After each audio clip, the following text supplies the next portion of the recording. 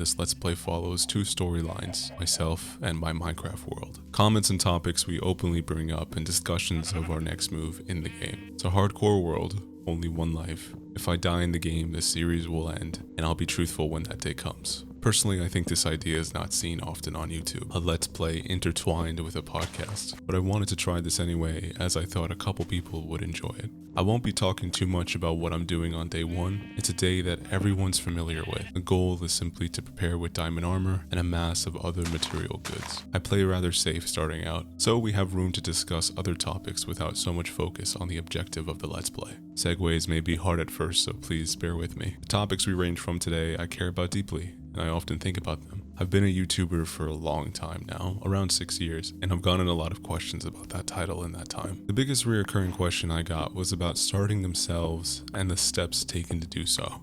I saw these questions time and time again, one single trait bonding them all together. It was doubt. Doubt was in every turn of the question. Years later now, in the present, having been away for so long now, I think about all those questions I used to get, and I found myself getting more and more frustrated that I've fallen into the same trap. Doubt has stolen more from people than we can possibly imagine. Sitting here thinking about my worth as a creator, imagining where a completely new person to YouTube would feel, and even outside the realm of content creation, falling into the thought process of doubt when analyzing one's self-worth. So the mixes of heartfelt questions from people years ago made the self-doubt I feel now even more illuminated. A surprisingly personal start to this video, but it's an important thing I think about. I wonder how all those people are doing, if they found the answer to their questions, or if they just kept moving forward, trusting time would coddle them. I didn't have the answer back then, and I don't have it now.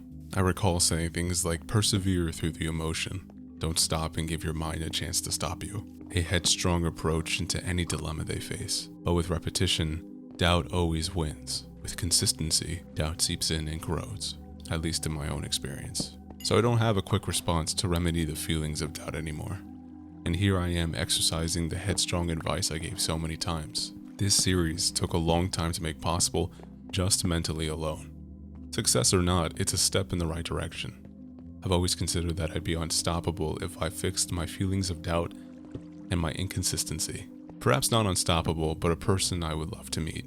Playing Minecraft alone is such a tranquil, reflecting experience for me. Thinking of how best to approach such a saturated topic on YouTube was beyond difficult, but I thought to myself, maybe I can voice my thoughts while in that state, and perhaps make it entertaining. Something to listen to before sleeping, or on the way to school or work. And I definitely stepped on my feet multiple times throughout the making of this series, but I'm here now. I hope that all of you can show up to your own ambition without looking back. It's the most important thing I can think of for an individual's growth. And this series is about taking care of the growth of both the individual and the world. To bring on a bit of a lighter tone, I want to talk about Minecraft and how I usually play it. Every single time I approach a new Minecraft world, I approach it in an active combat/faction premise to make it more interesting. For example, I would name my house the Compound or Fortress and deck it out in that fashion. Having a modern architect in Minecraft is cool. I will admit it is cool, but I tend to lean towards medieval stuff more. I genuinely would love to make a castle and have the theme center around a once vibrant kingdom. This might actually sound a bit lame. It's actually fun to play under the idea of setting up a fortress that other players online can't touch. In previous saves, I've actually filled the outline of my bases with obsidian as to make it harder for players to get inside. That won't stop most, but a new spawn wouldn't be able to tunnel in. And for some reason I've done that multiple times in single player worlds too. I don't roleplay, but I enjoy having a theme in the world. And for this hardcore playthrough, I think I'll just do that. Being able to express myself through building on this game is something very foreign to me. Perhaps this series can help me break some building habits and try some new ideas, even if it turns out rough. I also never play normal survival anymore.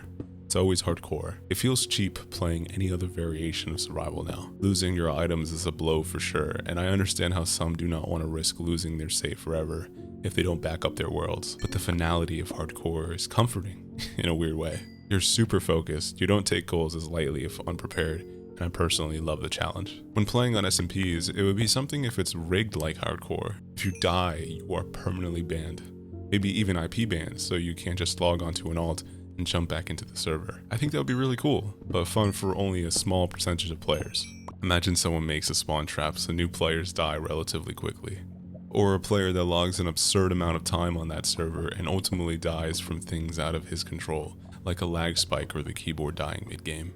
I can't imagine spending more than a couple of hours in that setting. I would accidentally drown myself in the first 15 minutes. But speaking of Minecraft, I'm kinda sick of the nostalgia factor of it.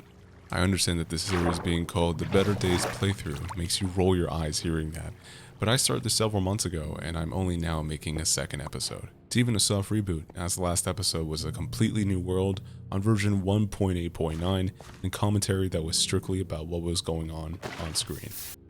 Minecraft nostalgia for me now is sorta tiresome. Like back when I did funny moments content, the prevailing titles at the time were all 3 AM, late night, sleep deprived BS. It's just drawn out and desperately needed a new coat of paint.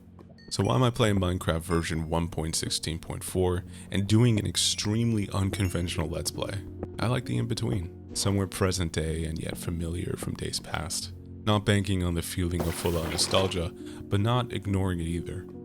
Finding a respectable balance that doesn't lean into pushing the idea that the best moments are behind us. I think that's the best way to tackle such content, when it may exude an air of nostalgia. Overall though, I still have those nights where I go on a C418 binge, reading all the touching comments. I think I would be overjoyed to be C418 knowing the music I created has touched so many people through the lens of a wonderful game.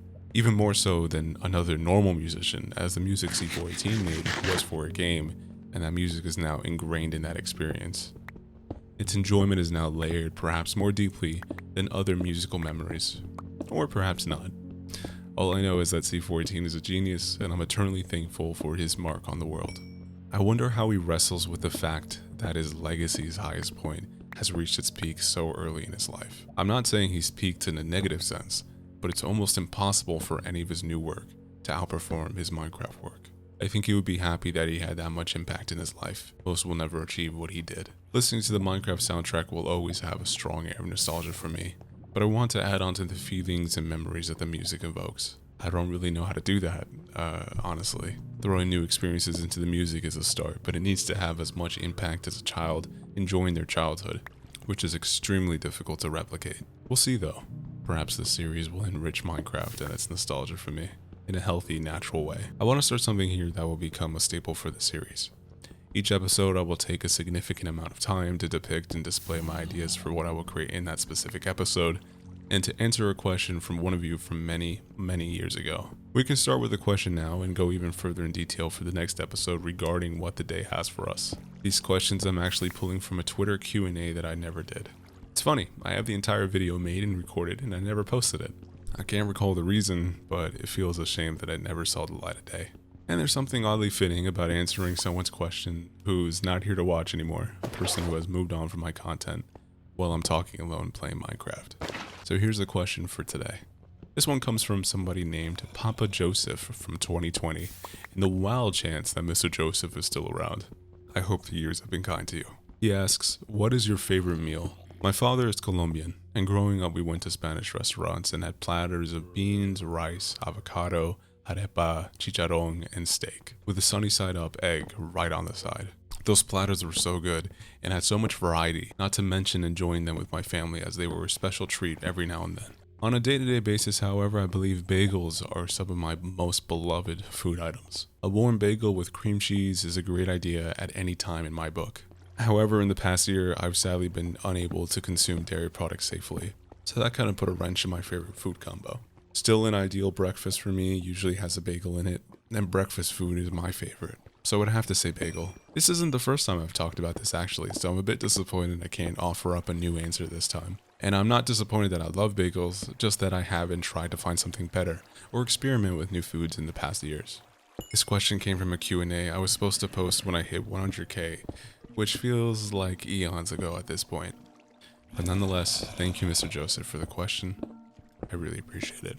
A lot has changed over the years, but one aspect I find a particular interest in speaking about is my Discord server. Because of my Discord series, my server became more than I ever thought it could be. At one point, having more than 20,000 people joined to take part in my speaking events. The server was actually made by fans many years back, and they transferred ownership to me.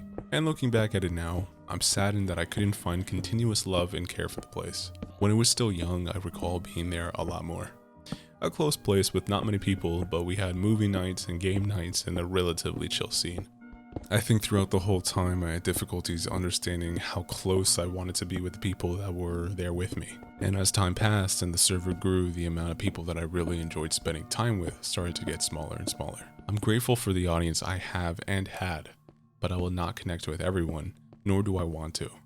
Not because they are bad people, but because age, actions, connection, demeanor are all significant factors. It became tiresome and difficult to spend time on my server only to be met by people who made the whole ordeal exhausting. I think my biggest issue was not knowing where the line of separation of job and social was. All in all, I have many conflicted feelings about this topic, and even now it's hard to put my thoughts in order and maintain focus on what aspects I wanted to speak on. Currently, the server is closed due to it becoming a wasteland, a shell of what it once was. Having been gone from it so long, it completely lost all ties to me. And having it being a YouTube/streaming Discord server, that's pretty bad. And as I'm speaking now about this, I wonder when I'll open it back up. I find little reason to do so currently, but maybe that will change sooner rather than later. It's important to me because my favorite time online mostly took part in Discord, if not all the time. It's how I met new people as an 18 to 21-year-old full-time YouTuber. Making a place to have great memories was something I really wanted. And having lost that passion makes me feel empty. But who knows? We are only a year into 2023, so there is still so much that can be done. We talked about some mixed topics, and it seems we have made good progress on the armor upgrades this episode. Next time will probably be another mining episode, as I want to have a full diamond set before entering the nether. And then maybe we can go scouting for a place to settle down. So it looks like this is the end of the episode. If you want to stay connected in any way, all my socials will be linked down below. Thank you so much for relaxing with me today. Bye everyone.